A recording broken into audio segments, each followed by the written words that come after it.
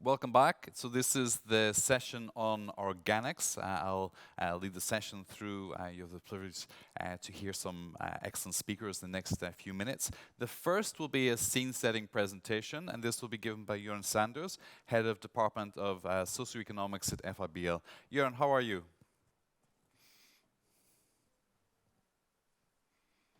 They've locked you in a Yes, hello, box, I'm Jörn. fine. Hello. Good to see you. Thanks very much. The floor is all yours. Okay, thank you very much and good afternoon, everybody. I was really impressed by the presentation of the European Commission today and by the ambition to fight against global warming and the way and the ideas they put forward. And it is, from my point of view, consequent that all sectors should contribute to this. And I'm very pleased now to describe briefly the contribution of organic farming to reduce the greenhouse gas emissions. And I've prepared a presentation and I would like to go to the second slide directly. Okay, thank you. Having a look on the greenhouse gas emissions from agriculture, we see that there are four main sources. The first source are emissions from microbes in the digestive tract of ruminants that decompose and ferment food and producing methane. And there are different options to reduce the enteric fermentation. And one strength of organic farming is certainly that they have a lower replacement rate, meaning that because dairy cows are longer kept on the farm, also the relative share of emissions that occurs during the rearing phase is also reduced. A second contribution of organic farming is related to the fertilization management. Because we all know soluble mineral fertilizers are not allowed in organic farming, and the livestock density is also reduced. Nitrogen in organic farming is in general a scarce resource. It is necessary to use nitrogen very, very efficiently. And the lower N input, or let's say also the more efficient use of nitrogen, has an impact on the nitrification and denitrification process in soils, and therewith also on the emission of nitrogen oxides. And according to different studies, organic management or under organic management, the emissions of nitrous oxides are reduced by 24%. The non-use of mineral fertilizers leads us also to a second or to a third reduction potential of organic farming. Because to produce mineral fertilizers, you need a lot of energy. And not using these kinds of fertilizers means also to save the energy and also that certain emissions are not occur. However, it's important to bear in mind that these kind of emissions are at least officially not related to agriculture. The most important and the most relevant contribution of organic farming is, however, related to the capability to sequester CO2 due to the cultivation of legumes in the crop rotation. And also the use of farmyard manure and compost also contributes that under organic farming management, a lot of carbon can be stored in the soils. According to different scientific studies, it's up to 400 kilograms of carbon per year that can be stored by managing the farm, by managing the soils organically. We recently carried out a study on the societal benefits of organic farming. And we, a large team of researchers, we concluded that under organic farming, the soil-related emissions can be reduced by about 1,000 kilograms per year, of course, depending then on the current management and the past management practices and site-specific factors. 1,000 kilogram per hectare. Next slide, please. However, this 1,000 kilogram, it is important to interpret this number correctly. Yes, more organic means less emissions from the corresponding agriculture area. From a climate change perspective, it is, however, relevant also to focus and to have a look on the absolute emissions at a global scale. And therefore, of course, it is also relevant to take into consideration the CO2 emissions not only per hectare, but also the CO2 emissions per output. And there are a number of studies that concluded that the CO2 emissions per output are similar or even higher under organic management compared to conventional production. Theoretically, and that's important, theoretically, it implies that savings in one regions are reduced because in other regions you have higher production intensities and higher emissions. If you would like to share, if you would like to produce the same quantity of food. But I think it's important to raise the question if this is really the case. Theoretically, yes. But in practice, we have to take into consideration that the level of intensity, of course, depends on a number of different factors. And from my point of view, it's too simple to argue, okay, you have a yield gap and therefore the attractiveness of organic farming is not given. When we talk about climate change and to reduce the CO2, the greenhouse emissions from agriculture, from my point of view, it is also important to talk about consumption patterns. It's also important to talk about the degree of meat, for example, that we are consuming, and also about the share of food that is wasted. All these issues needs to be taken into consideration. Well, I'm not a natural scientist, but I'm a scientific policy advisor. And I'm quite often asked by policymakers, what does it mean now? Shall we use organic farming as a measure to fight against climate change? And personally, I think that we need really a range of policy measures to reduce the CO2 emissions. Because in the effect, what we need is to reduce the amount of carbon oxides that are in the atmosphere. And taking into consideration the sequestration potentials of organic farming, I think that organic farming should be one element of a strategy to fight against global warming. In this context, it is from my point of view also important that when we talk about global warming, that this is not our only problem. The challenges are even more complex, and we also have to take into consideration the loss of biodiversity, the soil erosion, the increasing soil erosion, and also water protection. And therefore, yes, climate change is a huge problem, but our challenges ahead are even more complex. And because organic farming is able to contribute to all these challenges, to biodiversity, to water protection, I think we have to consider when we talk about climate protection and to evaluate the effects of organic farming, we always have to take into consideration the cumulative environmental effects of organic farming. Thank you very much. Thank you so much, Jörn. This raises a number of different questions. So you seem in favor of using organic farming in an accumulative approach, but can you recommend it wholeheartedly as a policy advisor to governments that this is something that they should do? Well, I'm always warning that the problem is complex.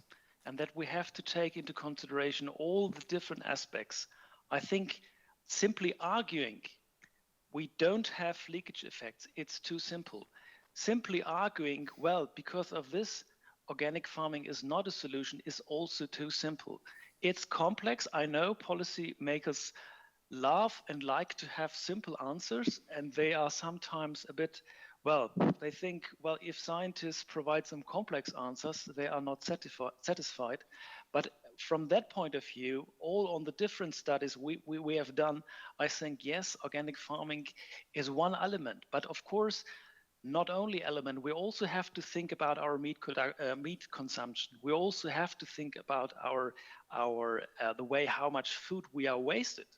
I mean, there are studies indicating that the agriculture area of the European Union, what is produced there, is simply wasted. And from that point of view, I'm wondering if the yield gap is really an issue. So I'm encouraging everybody to think twice, to take the complex problem into consideration. And yes, my final conclusion would be organic farming should be one element of a policy strategy. I think policymakers will hear only that last sentence as well. Let's keep it simple. So just another question on the impact of the 25% organic farming on greenhouse gas emissions in the European Union. How difficult is it to measure that? Well, it's very difficult because we have to know where organic farming is growing, because there are different site conditions, site and soil conditions, for example. And of course, it makes a difference if organic farming is growing rather on extensive production areas or more on intensive production areas. And I think estimating the effects of 25% organic in the EU depends very much what kind of strategy and what kind of scenario is the underlying premises of this. Okay, thank you. And how could organic farming increase its greenhouse gas emissions and mitigation potential? Well, of course, I spoke about the yield gap, and I think this is one issue, which means that we need more research to improve organic breeding and organic breeding strategies. But of course, there are also other options. For example, the inclusion of agroforestry systems in organic farming management. I see that there are a number of synergies and additional potentials to fight against global warming. Excellent. Yeah, thank you so much for taking time to be with us today. Stay with us, there's much more to come as well. Thank you. Let's move on to our next speaker. We have with us Kurt Sanin. He's a farmer and also the chair of the IFOAM Organics Europe Interest Group for Organic Farmers. Great to have you with us, Kurt. How are you? Great, thank you. Thank you. Just a few quick questions for you. What's the role of innovation in organic farming, and do we need technological solutions or systemic change? Of course, innovation is necessary, but if you want to have innovation, you have to ask yourself which are the right questions. If you don't ask the right questions, you will have the wrong answers. So is the question, do we need to produce more? Is that the right question? And I think already Amartya Sen won the Nobel Prize in 1998, learning us that hunger in the world, for instance, is not due to a lack of food, but due to unfair income distribution. So inequality is more important to fight against hunger than producing more food. So the same, if we want to have a sustainable food system, which are the right questions we should do more research and innovation on. And I think there's too much focus now on technological solutions. Technological solutions are not bad or important, of course, but we need more a systemic approach and ask us other kind of questions. Questions on the economical side, questions about how should the agricultural economic system look like?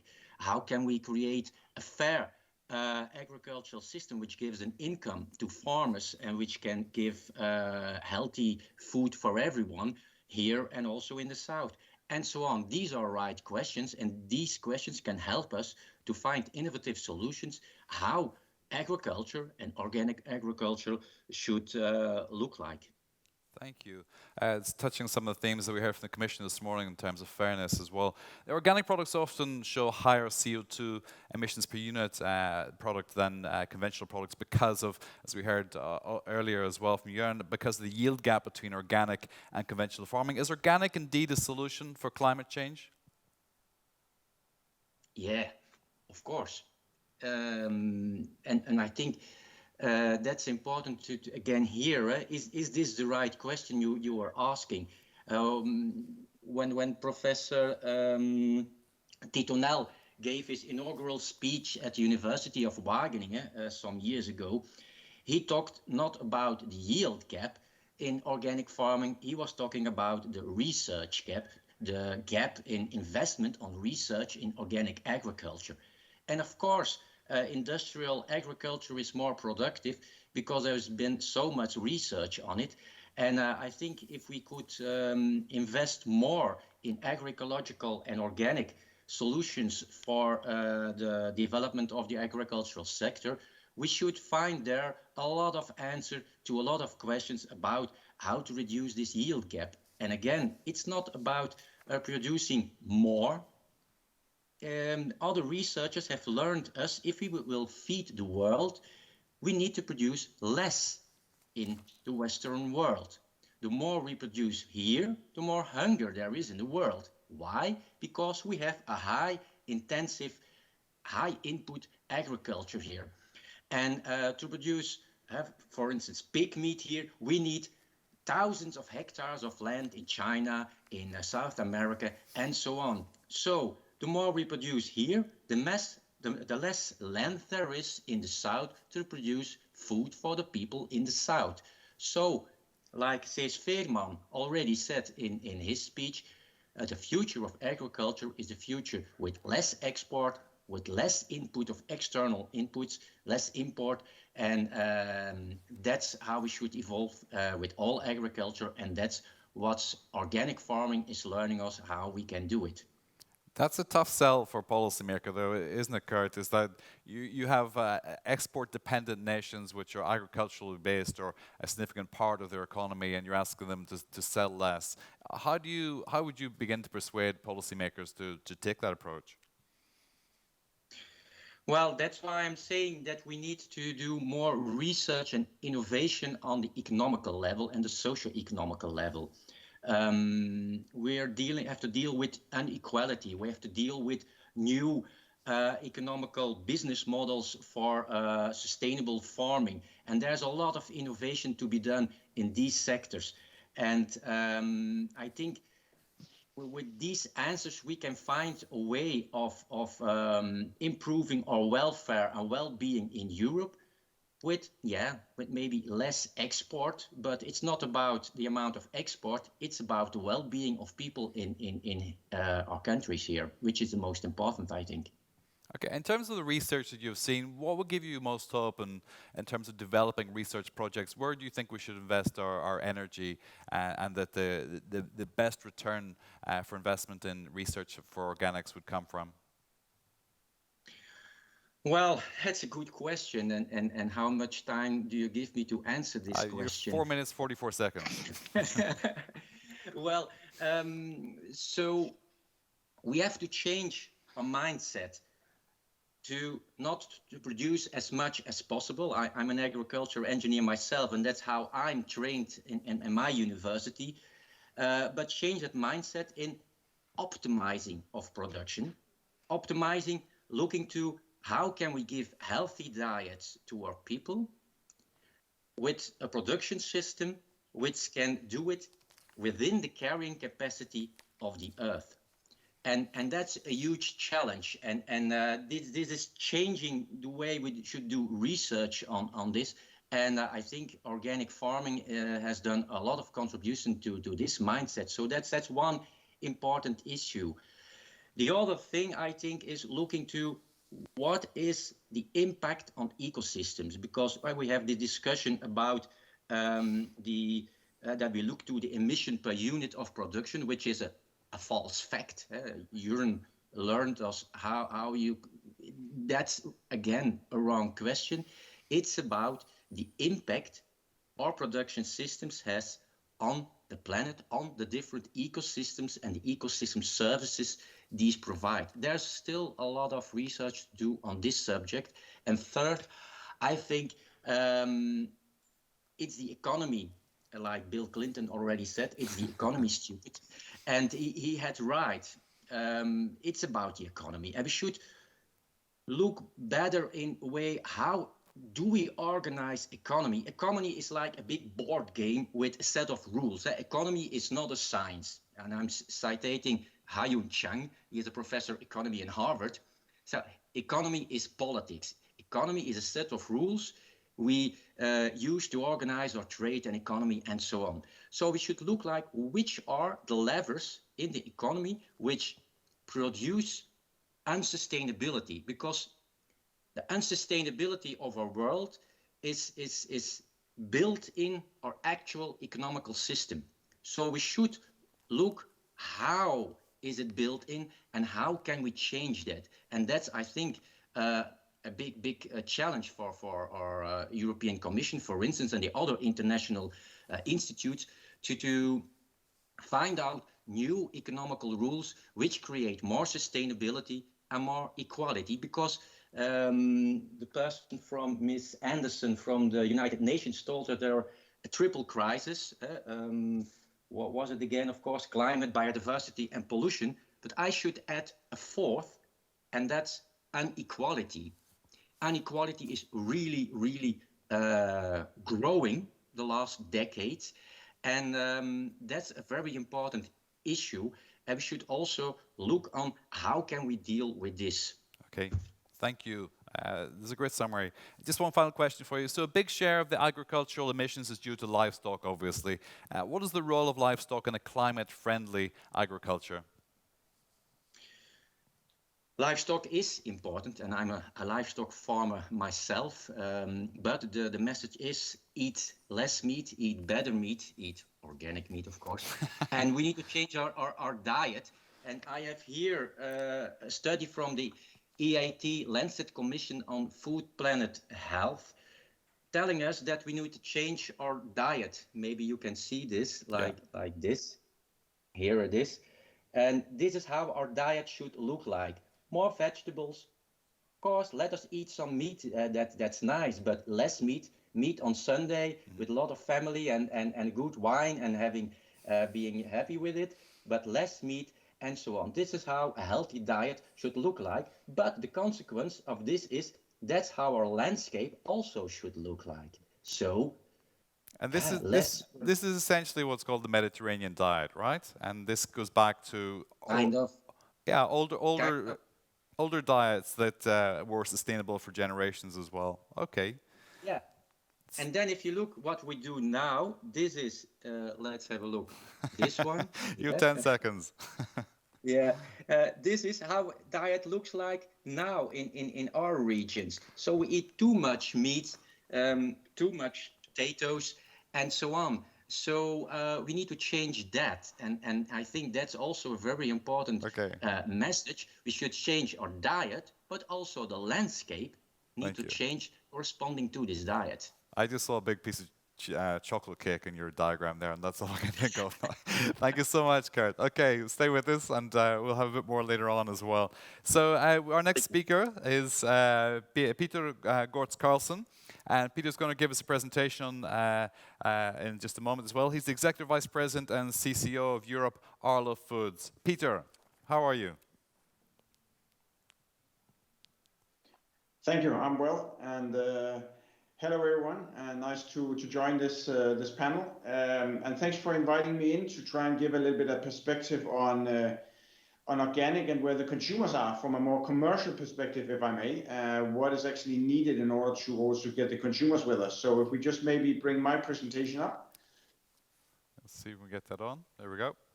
This, and just turn one page. Next slide. There we go. Yeah, exactly. So first, just briefly, of course, Arla Foods, we are a global dairy company, the fourth biggest in the world. and we own by the farmers, so we are cooperative. But at the same time, we have a big conventional business. We also have a big organic business. We are the biggest organic producer in the world, and we are producing approximately 1.1 billion kilos of organic milk that we are selling around the globe. So organic is very important for us. It's with our brands across the markets, and also with very strong customer partnerships that is also valuing organic. I think the strength we have, of course, given our ownership structure, is that what we are working on, that I will show you in a minute, is that we can actually implement it from all the way from the farm to basically to the fridge. So let's just turn one page. So first, a little bit of background on organic, how we see it. Organic has been growing for us during the last decade, and so has it done in the market. And you see just here a little bit just how the organic has actually been increasing in terms of volume overall. But also you see in markets that where we are very much operating, that the penetration. So what does that really mean? That how often are consumers actually buying organic dairy? It's pretty high. It's very high. In the Nordics, these are penetration numbers over the last 12 months. So it's really something that is something that the consumers are really buying into, but it has also been a long journey. I think in Denmark we started all the way back in the 90s, and today 30% of all milk consumed in Denmark is actually organic milk. But at the same time, a little bit in the middle here, you see that the world has not stand still. Of course, the whole climate discussion in a broader perspective, sustainability. Consumers are also having more choices, moving on also in their purchasing decisions. What we know today is that 65% of consumers would actually value and are buying into more sustainable products when they shop. But we see also conventional dairy is really moving forward, particularly on animal welfare programs, etc. We are also seeing that at the same time on organic, I think one of the strengths we have had, particularly in the Nordic, is that we've had one strong organic certification that the consumers really understand. And we do see now an increasing proliferation of organic standards that makes it more and more difficult for consumers to navigate. What is this really about? I think we have around 20 different standards, at least in Europe. So I think organic has to step up, has to move on to continue to have this strong perception amongst consumers that it does have. We also, of course, see opportunities when you see to more the right that consumers are valuing some of the elements that have also been talked about here already. Climate is a purchasing criteria. We see biodiversity is also coming up as a purchasing criteria from consumers. Of course, we see the political developments. That's why we are here today also from the EU with 25% of the organic land that needs to transform. And we also see regenerative farming and soil, those kind of discussions that are coming into the debate that is definitely having an opportunity for organic. So if we move on one page, what we have done, because we, next slide please, what we have done in Arla is that we definitely see a big role for organic going forward. We do see growth also going forward, maybe between 3 to 5% in Europe, a little bit more globally, but it's from a lower base still in many of our global markets.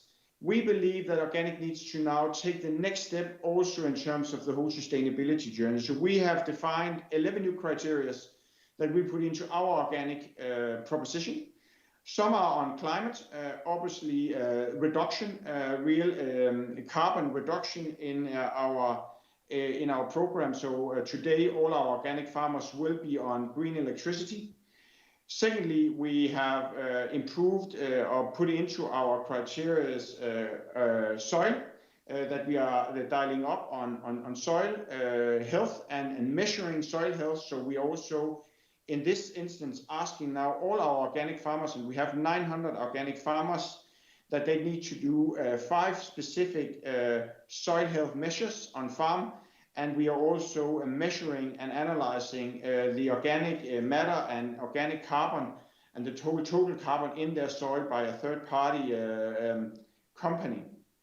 Thirdly, of course, animal welfare. That is the stronghold of organic. That's where it's come from. We are also improving here. We are moving from 120 days on grass to 150 days on grass, but so obviously also organic will still keep its focus on very strong animal welfare.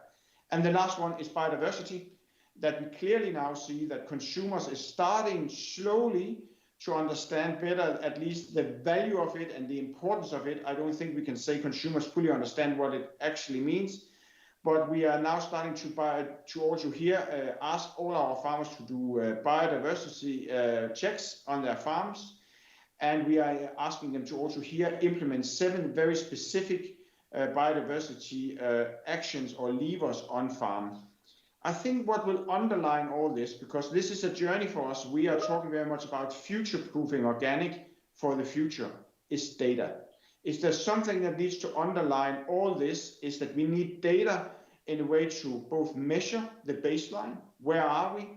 Secondly, measure where are the biggest opportunities to improve organic even further. And then, of course, certainly, based on that, how can we bring those lessons to the market and to the consumers? Next slide, please.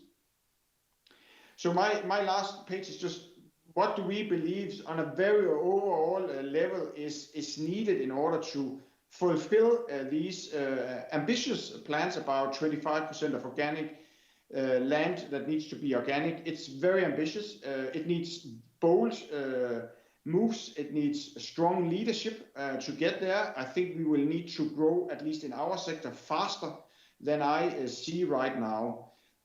A couple of things. I think we believe that it's important that the organic development continues to be market driven. It needs to be led by the market. I think it's critical that we continue to drive the market through democratizing organic, making organic more available. Organic is certainly not niche for Arla. It's you can call it a mainstream proposition. I do also think there's opportunities from the more political side to help opening up new markets for organic products, because I think we are sitting on a source of a resource here with our organic production that could be exported. The second element is this about understandable standards. I think we need to help the consumers and bring the consumers along. I think when I look around the European markets, consumers really understand animal welfare and what organic has done there and being in the lead for many, many years. How do we help through the standards and through our communication to also help bring the consumers along, where organic can play a big role on biodiversity and soil? I think that's very, very important that we clarify these standards and be very clear on this. The last area that I will mention is, of course, also support on farm.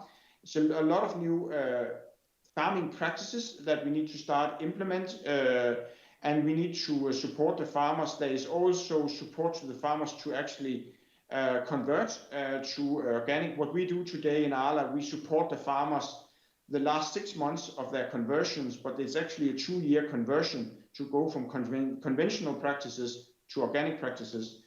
But it could also be support the farmers in terms of actually getting access to the inputs they need in order to farm organically. So I think there are some very specific areas that we are trying to now also address politically, how we can help to create the foundation for growing the organic. So overall, I would say we are very positive on organic and the development. I think it is a step up. I think organic needs to move on, also in the light of the consumers. But we need more data to really make sure that we are pressing the right buttons in order to drive the development in the right way. Thank you.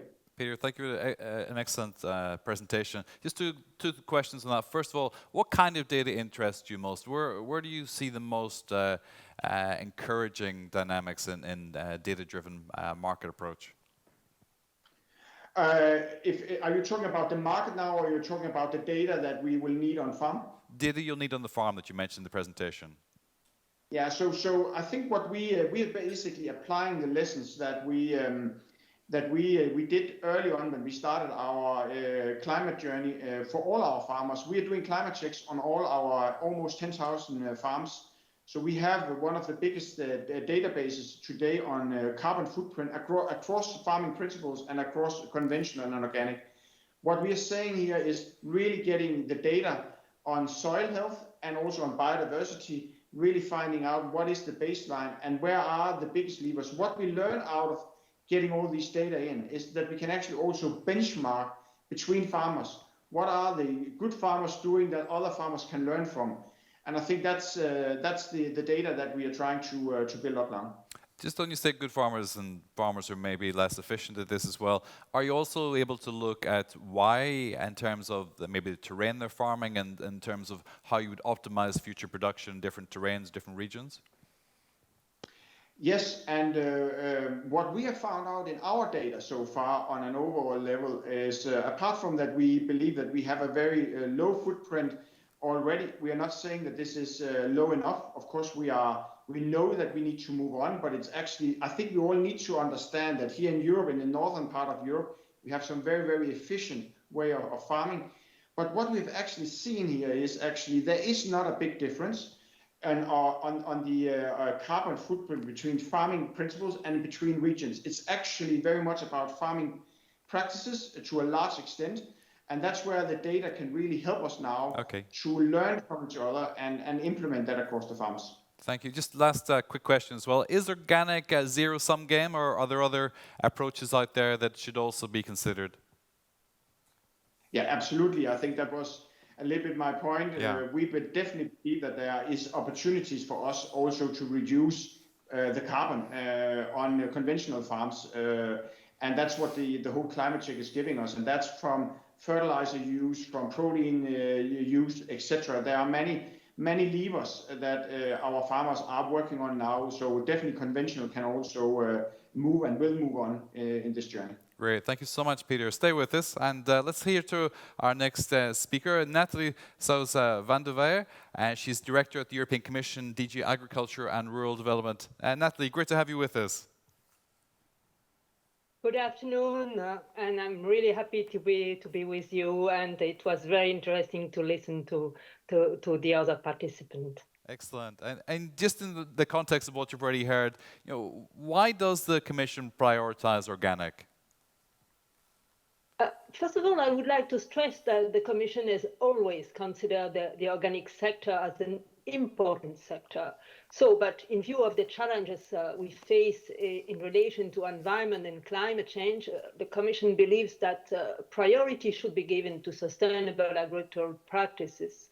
And so I will not repeat, but the Commission adopted the Green Deal in December 2019 with the objective of the climate neutrality by 2050. And within this context of the Green Deal, the Commission adopted later on the two important strategies in May 2020, the Farm to Fork strategy with the healthy and environmentally friendly food system, and the EU biodiversity strategy for 2030, which has as objective bringing nature back in our life. And in both of these two strategies, you have the target of 25% of EU agricultural land under organic farming by 2030, and also a significant increase in organic aquaculture. So, but we have good reason to give priority to organic farming. First of all, organic farming has a direct positive effect on environment, biodiversity, climate, and animal welfare. And what we just hear from the other participant, they give an overview of the effect of organic on our climate from more scientific and more experimental perspective. But in this respect, I like to quote the first recital of the new organic legislation, which will be put in place on the 1st January. And it's a very good summary of what organic could produce. We say that organic production is an overall system of farm management and food production that combines best environmental and climate action practices, a high level of biodiversity, the preservation of natural resources, and the application of high animal welfare standard and high production standard in line with the demand of growing number of consumers for products producing using natural substances as processes. So that is one element. The other element is the fact that organic farming has a multiplier effect, since any increase in organic farming will contribute to the achievement of the other targets we have in the Farm to Fork strategy, which is the reduction of fertilizer, the use of fertilizer, the use of pesticides, or antimicrobials. And we can say also that organic farming and organic production has also a very positive impact on economy and social part. We have always a three dimension of sustainability, and the Commission can see organics as the mean to provide farmer a fair income from one side, but also it's a good message for the young generation, for the young farmers, and also for a question of gender balance for the female farmers. So we can expect an impact on job creation. And also another aspect, it's linked to tourism and the fact that there could be a development of initiative like eco-regions or biodistrict. And so, and I must say 25%, as I say, okay, it's good, but of course for the Commission, it's also important to have the other 75% managed more sustainably. And so that's the reason we are providing not only organic, but also other practices through the CAP. But of course, the advantage of organic farming is that we have already a full-fledged certification-based system, and as already mentioned, with a logo that is widely trusted by the consumers. So, as I can see, with this target, I think it's clearly a strong message, a strong signal. And for the farming sector, but also for the business, because we have to take into account all the chain. So that's, I think, the reason of the priority given by the Commission. And you've mentioned some elements already, but what other aspects of support for organics does the Commission provide? Oh, we are doing a lot. I must say, so we have this, of course, 25%, but based on that, we have adopted in March this year an action plan. It's not the first action plan we had, but it's a really very complete one. And what we are trying to do is to of course, we took a demand-driven approach, and of first objective is to increase the demand of our organic products, of course.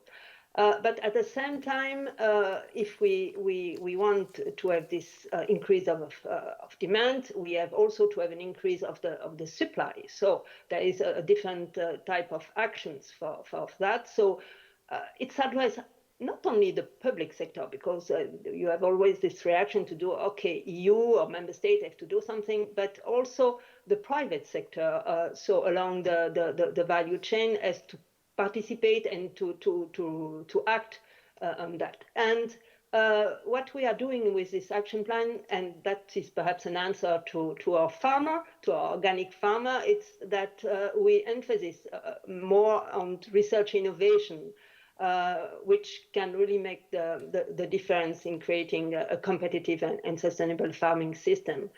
And we are, of course, taking into account all this climate change aspect, in particular linked also to this research. But so we have this action plan. It's already started. Okay. On the 23rd of September, there was the first EU Organic Day celebration, and we'll have this every year now. We are preparing organic awards, recognizing the excellence along the value chain. We are creating a national organic ambassador network. So you see, there is already a certain number of things, including also promotion. I don't know if you have followed our promotion work program. We have increased substantially the promotion for organic products. But of course, as you know, now we have the new reform, the new CAP reform, and now we'll look carefully the CAP strategic plan the member states are preparing, and to have a look to what will be the strategy and the use of the different intervention in support of organic farming. And there is plenty in this new CAP reform, possible measures for that. We have the eco schemes, of course, but in the investment, there is a lot to be done, and in the cooperation and the exchange of knowledge and information. Well, let me ask you just on this. We've only got a couple of minutes left. I want to ask you about research as well. What role does research and innovation play in the organics model? I must say that I am also responsible for research, and I was listening carefully what the speaker from ARLA was saying concerning soil. So that we will, in the action plan, we clearly mentioned that we will use all the different tools, research tools at our disposal in your Horizon Europe, so the new framework program for research. And the idea is to dedicate more than 30% of the budget for research, which will be for organic or related also to organic. That perhaps it's not only organic, but that will be also, there will be an impact also for organic sector. So we have already put a certain number of elements in the work program 21 and 22, and we are preparing also for the next one. In particular, we are referring to the yields. We are referring to replacement of input, which are contentious input. So, but it's not only, and concerning climate change, there will be a certain number of topics, not only for organic, but which will help also organic. So organics, it's a good tool, but there is still room for improvement. Thank you. Let me stop you exactly on that soundbite. That's perfect, Natalie. Thank you. We're going to go back in to do the reporting now as well. So stay with us for that. We're joined in a moment by Pierre Basco. To those in this session, follow the instructions on the agenda page, and you exit this session and you come back into the main plenary as well. And we'll see you there in just a second. Like before, there'll be a short transition, but stay there, and we'll be rejoined in just a moment as well. Okay, thank you.